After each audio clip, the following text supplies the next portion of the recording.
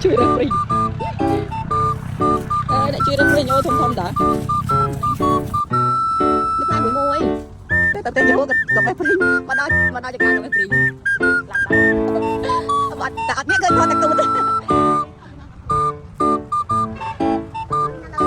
ยอะมากครับไปหาเดี๋ยวต้องมันเลยตรงสระของไปตัวมวยnhắm pling rampet rampet nyam pling makan macam nyam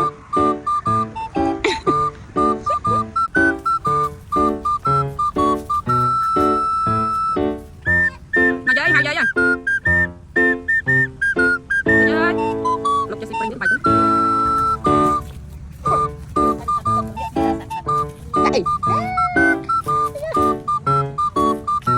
thì ta rồi chào đại tròn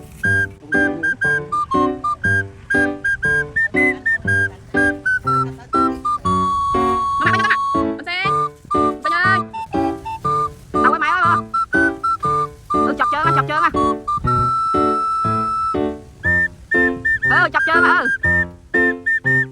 ta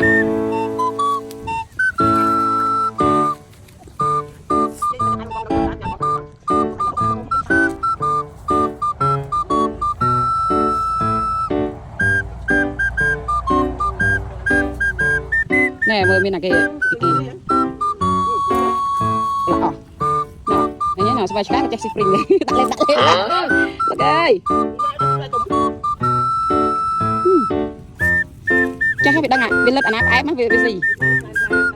nè kita lengkut kiki chẳng con ăn lo có